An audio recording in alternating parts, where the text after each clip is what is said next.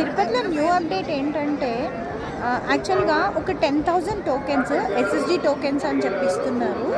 అవి morning 4 o'clock స్లాట్లో ఇస్తున్నారు అనమాట. అంటే ఎర్లీ మార్నింగ్ 4 o'clock అంటే 1 hour ముందు మనం రిపోర్ట్ చేయాలి. 3 o'clockకి కనుక 3:30కి రిపోర్ట్ చేసినాం అనుకోండి, అక్కడ అర్చన తోమాల సేవ అవుతున్న అని వాళ్ళతో పాటు మనల్ని కూడా సైమిల్టేనియస్గా పంపిస్తున్నారు. జస్ట్ 1 hourలో కంప్లీట్ అయిపోతుంది.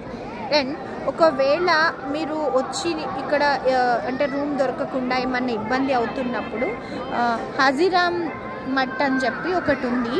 అంటే మనకి టెంపుల్కి పక్కనే ఉంటుంది. అక్కడికి వెళ్ళి మీ రూమ్ ఏమన్నా ఉందా అని చెప్పి అడిగితే ఖచ్చితంగా రూమ్ కూడా దొరుకుతుంది. అండ్ ఇది especially for the family members, పిల్లలు ఉన్న వాళ్ళకి ప్రాబ్లం ఫేస్ కాకుండా ఉండడానికి మాత్రమే చెప్తున్నా. అండ్ 2 o'clock నుంచి 5 o'clock వరకు తిరుపతిలో మాత్రం పిల్లల్ని మాత్రం పంపించట్లేదు. అంటే పిల్లలు అంటే 5 years నుంచి అంటే 12 సంవత్సరాల బిలో ఉన్న పిల్లల్ని ఆఫ్టర్నూన్ 2 o'clock నుంచి మార్నింగ్ 5 o'clock వరకు అయితే పంపించట్లేదు. అండ్ అంటే మార్నింగ్ 5 o'clock నుంచి 2 o'clock వరకు పంపిస్తారు.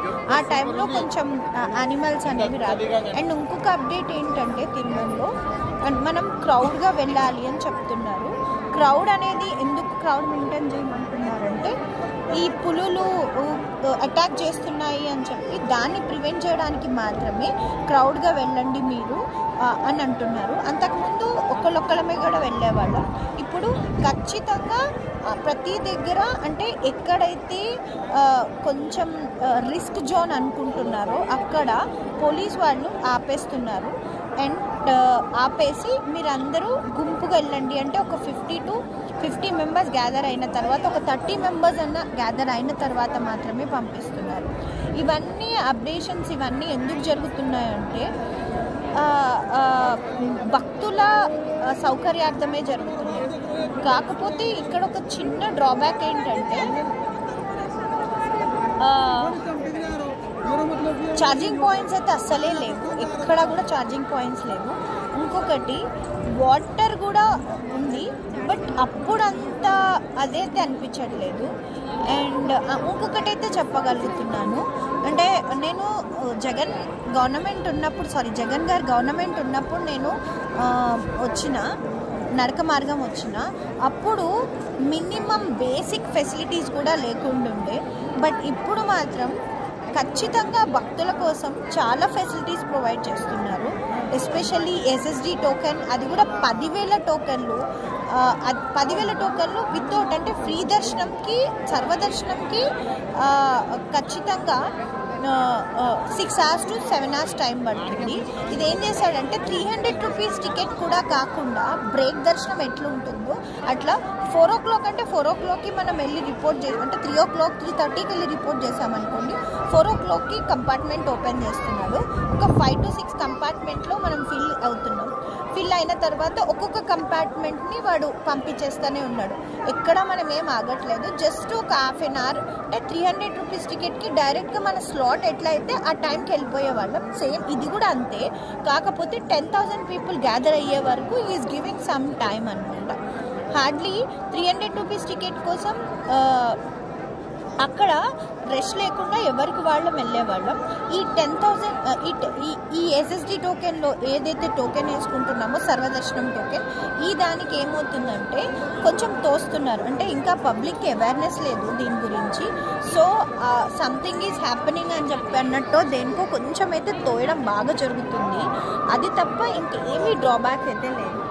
అండ్ ఇంకొక థింగ్ ఏంటంటే అక్కడ హారతి అవుతుంది, అక్కడ స్వామివారికి ప్రసాదం పెడతా ఉన్నారు. నేను గడప బయట నిలబడి అంటే స్వామివారి గడప దగ్గరే నిలబడి నేను వెయిట్ చేస్తున్నా. అంటే అక్కడ మనం అంతకుముందు ఒక 1 second నిలబడడానికి కూడా కష్టం ఉన్నది.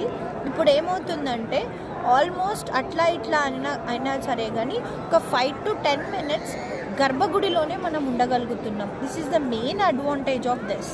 అంటే నేను నిజంగా ఇది హార్ట్ఫుల్గా నేను ఎర్లీ మార్నింగ్ 4 o'clockని దర్శనం చేసుకుంటాను అని అయితే నేను అనుకోలేదు. సుప్రభాత సేవకి వెళ్దామని చాలాసార్లు అనుకుంటున్నా, బట్ మిస్ అయిపోయినా అని ఒక చాలా బాధ ఉండే, రిగ్రెట్ ఉండే. ఇదంతా కూడా ఆల్మోస్ట్ నాకు కొంచెం ఈరోజైతే నేను చాలా హ్యాపీ ఫీల్ అవుతున్నా. ఎంత హ్యాపీ ఫీల్ అవుతున్నా అంటే నేను అడగకుండానే నీకేం కాకుండానే నేను ఉన్నా అని చెప్పి స్వామివారు నాకు అన్నీ ఇచ్చిండు. అండ్ నేను చాలా ట్రై చేసిన, అంటే అట్లా అంటే వేరే వేలో వెళ్దాము అన్నట్టు. బట్ ఏమందుకు అనిపించింది నాకు వద్దు, నేను జెన్యూన్గానే ట్రై చేస్తాను అని జెన్యూన్గానే ట్రై చేసిన. నేను వేసుకున్నది ఈ SSD టోకెన్ తీసుకున్నది ఎక్కడ అంటే అలిపిరి దగ్గర పైకి ఎక్కడానికి బస్సెస్ వస్తాయి చూడండి, స్కాన్ చేస్తాము, అక్కడికి వెళ్ళి SSD టోకెన్ అనేది తీసుకున్నా.